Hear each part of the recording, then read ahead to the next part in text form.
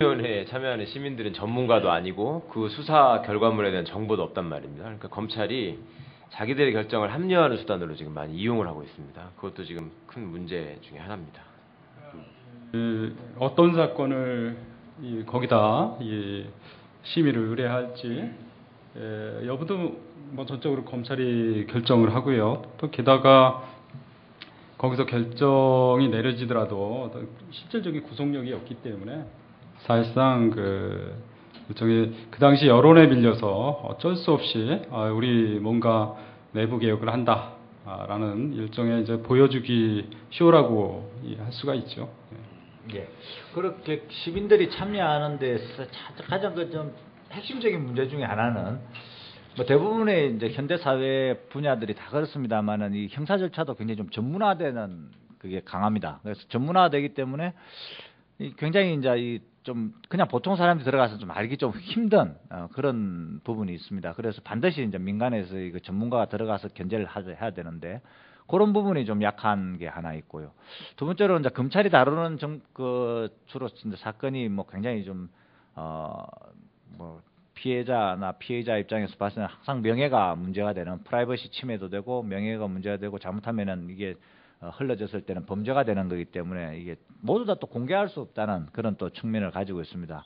그래서 정보가 충분하지 않은 상태에서 들어가게 되기 때문에 참여를 하기 때문에 올바른 결정을 내리기는 굉장히 어렵고 검사들의 그 설명을 뭐 추인하는 형태로 될 가능성이 굉장히 높은 거죠. 그래서 이 정보의 충분한 공개와 함께 그러한 그 전문적인 과정을 잘 파악할 수 있는 민간의 전문가가 결합하지 않고는 그런 것들은 성과를 내기가 굉장히 어렵다고 보여지고요. 일본에서도 뭐 검찰 심사회가 있어서 일본이 검사들이 불기소한 사건을 일본의 이제 일반 시민들로 구성된 검찰 심사회에서 그 불기소 여부를 다시 이렇게 이제 기소로 하는 제도가 있긴 있습니다만은 그 제도도 그렇게 활성화되고 있지는 못합니다. 뭐 45년도 일본 패전 이후에 그 제도가 도입이 됐습니다만은 그렇게 활성화되지 못해가지고 제도적인 또 한계가 있어서 이번에 개정은 일어났습니다만은 그래서 본다면 이게 시민의 참여라는 부분은 생각보다는 그렇게 많은 성과를 내기는 좀 어려운 그런 구조를 좀 가지고 있습니다. 예. 그 검찰 개혁의 필요성과 관련해서 좀 다른 관점에서 좀 말씀을 드리고 싶은데요. 참여정부 시절에 노무현 대통령께서 늘상 강조를 하신 게 있습니다. 그게 뭐냐면 권력기관의 정상화다. 왜 권력기관들을 정상화해야 하느냐? 이 배경을 보면 우리 이 헌법적인 관점에서 보면 대통령의 권한이 뭐 그렇게 막강한 게 아닙니다. 그 노무현 대통령께서 헌법에 따라서 대통령의 권한을 행사해 보니까 뭐 한국 이 대통령이 그렇게 강한 권한을 갖고 있는 게 아니다라는 게 사실상 확인이 됐었죠.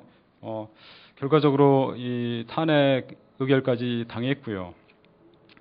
그래서 이 권력기관의 정상화라고 하는 것은 다른 관점에서 보면 이 대통령 권한의 정상화다. 그리고 헌법 질서의 정상화다. 이렇게 볼 수가 있습니다.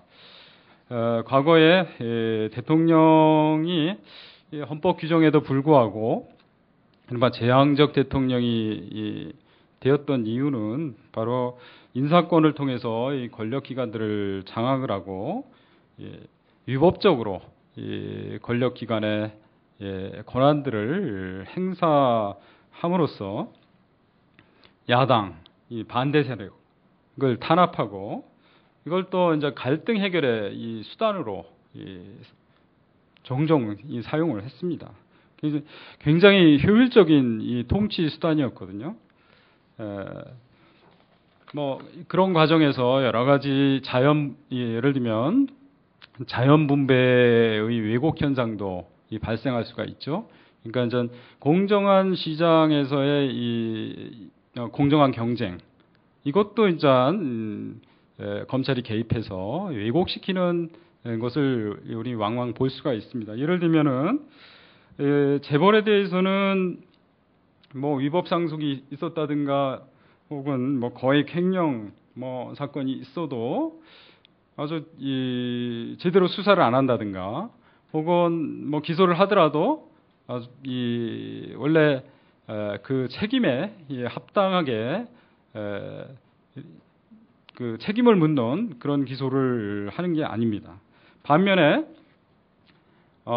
노동자들이라든가 뭐 소상공인들의 위법 행위에 대해서는 아주 추상 같은 이 처벌을 요구하는 걸 우리가 뭐 자주 봐왔습니다.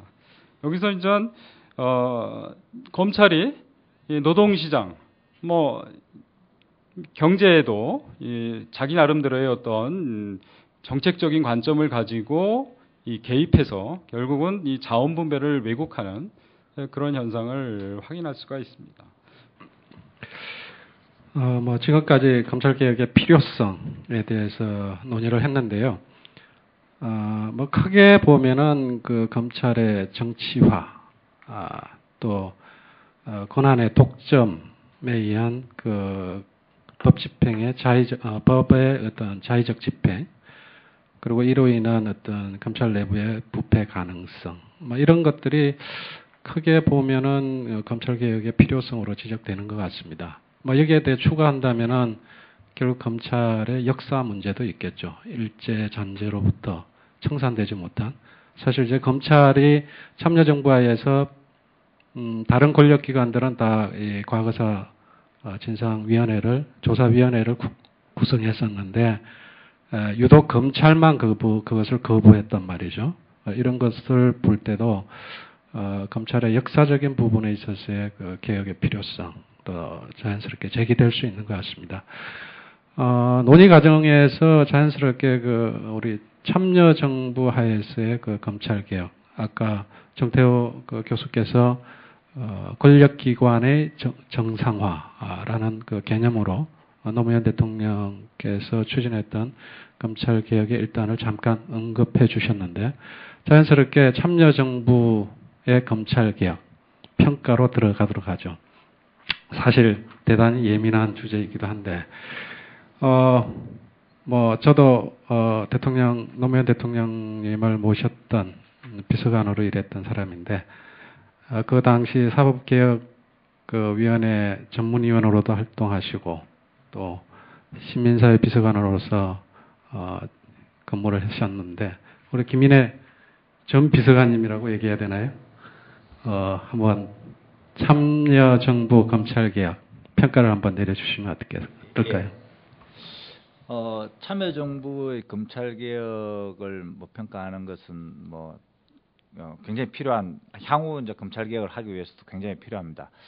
참여정부의 검찰개혁은 뭐 반드시 이제 이루어졌어야 될 부분인데, 역사 이전에, 그 참여정부 이전에 벌써 다 이루어졌어야 될 부분인데 제대로 정상화가 안 된 것이죠. 일단 해방 직후에 한국 그 지도자들은 일제하의 그런 형사사법 시스템을 채택을 합니다. 그런데 일제하의 사법 시스템이라는 것 자체가 어떻게 되냐면은 판사 검사를 총독의 명령 아래 판사 검사가 일체가 돼서 조선 인민들을 이렇게 탄압하는 그런 구조가 되는 것이죠. 그래서 일제 시스템이 당시에 굉장히 좀 그 유럽의 선진국에 비해서는 후진적인 시스템이었는데, 뭐 인권이라는 측면에서 보면은 거기에다가 조선인이라 해서 이제 이중의 그 차별을 받았습니다. 그래서 해방이 되고 나면은 당연히 일제하의 그런 형사사법 시스템으로부터 독립을 해서 거기서부터 벗어나야 됩니다. 그때 이제 제기됐던 과제로 본다면은 역시 일단 권력기관인 이 검찰이 총독으로부터 독립을 돼야 되니까, 이제 바꿔진 시스템에서는 대통령으로부터 이렇게 정치적인 중립을 정치적 중립을 일단 했어야 됐고요. 권력기관이 서로 분산이 됐었어야 됩니다. 법원, 검찰, 경찰 다 분리해져 있어야 됐고, 국민의 인권 보장을 최우선으로 했었어야 합니다. 왜냐하면은 당시 해방 전에 조선 사람들이 전혀 그 변호사의 보호라든가 인권의 보호를 전혀 못 받았기 때문에 그렇습니다. 그리고 수사나 재판이 굉장히 인권 친화적인 형태로 바꿔줬어야 됩니다. 이러한 것들이 지금 들어도 사법개혁은 이렇게 돼야 되는 거구나. 정치적으로 독립이 돼야 되고 그다음 권력기관은 또 분산이 돼야 되고 국민의 인권은 최우선적으로 보장하고 수사나 재판은 인권 친화적으로 돼야 되는 게 지금 들어도 이게 사법개혁은 이런 방향으로 돼야 되고 검찰개혁은 이런 방향으로 돼야 되는 거구나 하고 공감대가 형성될 정도로 그동안에 60년 동안에 검찰개혁이나 사법개혁이 없었던 것이죠. 그래서 참여정부의 사실은 검찰개혁은 해방 직후에 우리가 버렸어야 될 일제 시스템을 버리는 것을 정면으로 국가 과제로 이렇게 삼았다는 것이 굉장히 큰 의의가 있다 이렇게 보여집니다.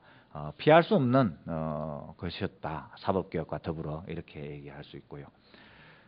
참여정부의 검찰개혁의 가장 큰 중점, 관심 그리고 뭐 대통령 이하 뭐 법무부 장관, 뭐 민정 대통령의 가장 큰 관심은 역시 정치적 중립을 보장하는 데 있었습니다. 이 정치적 중립이 보장이 되면 사건이 공정하고 공평하게 해결이 됩니다. 정치적으로 중립이 보장이 안 되면은 이 정치 권력의 의도에 따라서 사건을 이렇게 조작하거나 사건을 또는 결과를 이상하게 내기 때문에 정경유착이나 권력형 비리 사건, 소위 말하는 부정부패 사건이 해결이 안 되는 것입니다. 동일한 사건이 계속해서 반복이 되는 것이죠. 60년대에 있었던 그러한 그 재벌들이 벌였던 그 정경유착 사건이 80년대도 계속 반복이 되고 90년대도 반복이 되고 2000년에도 반복되는 이유는 그 사건을 이 정치적인 이해관계로 해결을 하기 때문에 그 사건이 동일하게 계속 반복이 되는 겁니다. 정경유착이 반복되고 유전무죄나 무전유죄의 현상이 계속 반복이 되고 재벌이 사건이 벌어지면은 뭐 불구속은 당연한 것이고 집행유예가 또 되는 것이죠. 분식회계도 지속이 되고 있습니다. 이런 것들이 동일한 현상이 계속 반복되고 있다는 것은 역시 정치적으로 중립되지 못한 정치적으로 편향된 그런 것입니다. 그래서 검찰에게 정치적 중립을 이렇게 보장해 줌으로써 사건을 공정하고 공평하게 해결할 수가 있다는 것을 가장 우선적으로 삼았던 것이죠.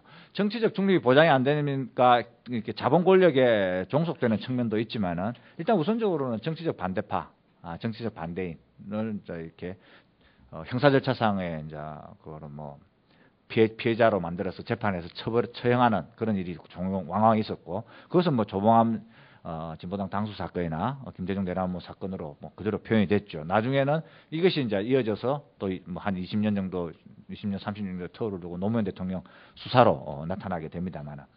그리고 나서 그 다음에 두 번째로는 소위 말하는 민주주의 운동 또는 민주화 운동 뭐 이런 그 활동, 인권 운동에 대한 탄압으로 나타나게 됩니다.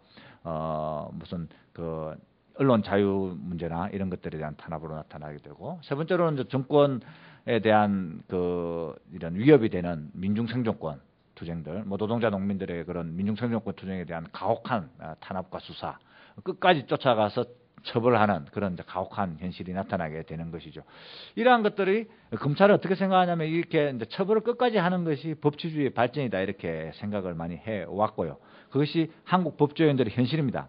그래서 한국에서는 법치주의가 인권하고는 굉장히 관계가 없는 것으로 이렇게 인식이 됩니다. 법치주의가 발달할수록 인권이 점점 더 잘 보호가 되고 인권이 더 옹호가 되고 더 정진이 돼야 되는데 한국에서는 법치주의가 발전할수록 인권의 보호 정도나 인권의 정진 정도는 약화되는 그런 현상을 보여지게 됩니다. 그래서 법과 인권이 대립되는 그런 현상을 보여주는 것이죠. 그래서 그거를 좀 깨기 위해서 정치적 중립 보장이 우선이다 이렇게 했었고요. 그다음에 제가 잠깐만요. 그 좀 논의를 좀 진전시키기 위해서 제가 잠깐 끼어들었는데,